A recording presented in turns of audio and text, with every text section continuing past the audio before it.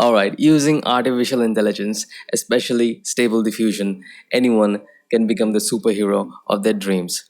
Over here, today's tutorial, I'm going to teach you how to take a normal photograph and transform it into a superhero photograph.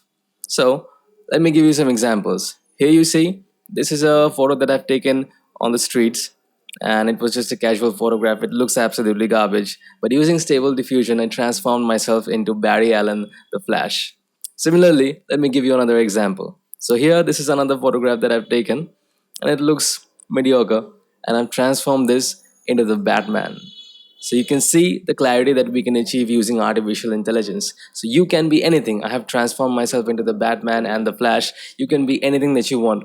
It doesn't even have to be a superhero. I'll give you some other examples that I have made here on the screen so you can understand that these have been made using stable diffusion artificial intelligence, but the reference photographs of my face were taken from actual photographs. But you can see how seamless these photos these actual photos and these AI generated photos connect. In today's tutorial, I'm going to teach you exactly how to do that. And before we get down to the tutorial, if you want to see more of my artwork, more of my fashion designs that I have made using stable diffusion and these artificial intelligence, you can follow me on Instagram. It goes by the name Lights Camera AI. And now, without any further ado, let's get down to business. Alright, so this is the photograph that we're gonna use. I know it looks absolutely garbage. I look confused. First step is gonna be we're gonna introduce a white colored square on top of our face. Why? The first step basically we are going to make the face look better, or basically modify the face that we have. Why modify? Because when we're gonna edit the photograph, we don't want all the sweat and all the improper lighting and all the blemishes of our face to look in the photograph. So this step is very important if you want your photo to look professional. So I made my photograph into a square, and I'm putting it into stable diffusion, and now I'm in painting the portion of the face. And in the prompt, we're gonna write, of course, handsome face, detailed skin. And now over here, we're gonna add the enhancers. I will link the enhancers on my Instagram. You can follow me there. And also the negative enhancers, which are texts that you do not want, stuff that you do not want to be there. All right.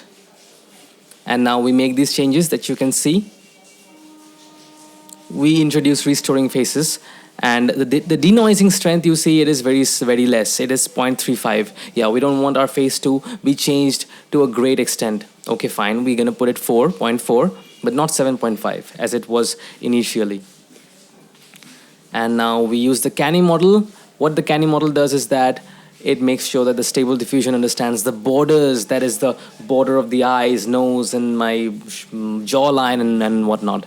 So we're going to do some rough upscale. This is the output that we have. I'm speeding it up because this is going to be a long tutorial, so I have to speed it up a little bit.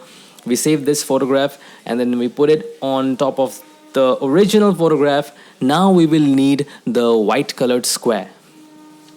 So we are going to make the square visible, and this new photograph that we have, we will put it the size of the square on top of the square. And now we can delete the white colored square, or or even make it disappear. And as you can see, my face looks different, but we're going to delete out the wrong portions of the face and keep only the proper portion. See, now it looks like me, but with a better lighting and makeup. So this has been basically a tutorial for doing a stable diffusion AI makeup, which is not the entire tutorial. Okay, now we're going to get down to doing the real thing. We write Batman. We have introduced that photo that we have edited into stable diffusion in image to imaging. And after Batman, we have to write something that we want. Yeah, we want the Batman to be in Gotham City. Okay. And now, let's see. What can we write? We keep the enhancer same. Yeah, we use the LoRa, the Batman LoRa. So what is a LoRa? You can find details on YouTube. So we're going to use that LoRa. A text will come over there.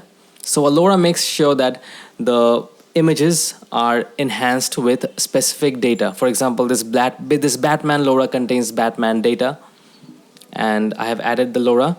And if we change the 1 to point something, it's going to have a lesser impact on our final photo. Like we have written zero point 0.5. We don't want it to be fully female Batman style.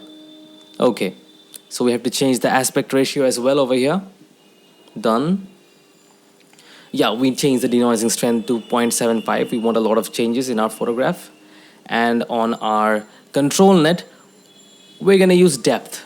We want the stable diffusion to know which is in front and which is at the back. Follow my steps that I do over here. Balanced and depth layers. Now we go and generate.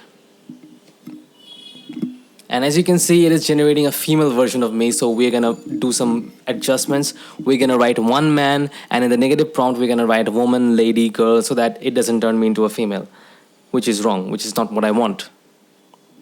So after fixing the prompt, adding one man, and oh, I think the LoRa is creating the problem. The LoRa that I have downloaded is probably for female Batman or basically Batgirl. So we deleted the LoRa completely. We just do it without the LoRa. So now you see, now we're getting a male Batman, which it is supposed to be. In the negative prompt, we have written mask. That's why the mask is not coming. So let's try to use this one, or maybe this one. Yeah, okay, the second one. Second one looks more promising. Let's use this one. And let me see if we can come up with something. I'm not 100% sure. We might have to do some more adjustments. This is how you do the trial and error to get the real output that you want. Okay, okay. Oh, right. This looks bad. Nah. This holy shit, bro. This looks bad. This is not gonna work. We have to generate more. So I have generated some more photos. So it has a mask. And finally, I was happy with one of the photo which did not have a mask. And I'm working on that right now. I'll show you the photo a bit later. So I've just sped things up on how I fix the face. All right. I've used the same method that I've used earlier to delete the improper portions and paint in the proper portions. Delete improper. This was the picture. Yeah, this was the picture that I have used for my edit. I had to generate like 5 times to get a decent picture. We reduced the quality of this image because we're going to upscale it using stable diffusion, which is the final ultimate upscale. And for this, we reduced the denoising strength to 0.3. We don't want the upscale to be all over the place and change everything. So for upscale, we click on tile. Control net is more important, and ultimate SD upscale. Scale from image size, definitely. 4K ultra sharp. We click on generate. These were some more pictures that I've generated which did not work, which I did not like. We use the same seed. That same seed option was optional. You did not have to do that. I just did it because, I can generate now. So this is what I got. The face is all over the place, but it is upscaled and we can fix it. So this is an upscaled image. We take it to Photoshop. Yeah, see, it's upscaled image. We take it to Photoshop, and now we hide this image and we paint out the upscaled portions wherever we need. So with the brush, I'm going to paint out some portion of the face and the armor. Just see how good it's coming, the final image, how good it's coming, because I upscaled it. Yeah, so I'm going to upscale the ears, the armor, and everything that I want upscaled. All right. I'm just speeding up the process because I really took my time doing this one. Okay, this looks good. How about the environments? Yeah, I edited the environments as well, upscaled the environments. Now you see the final image is so crisp and clear and so damn good. That's the final image.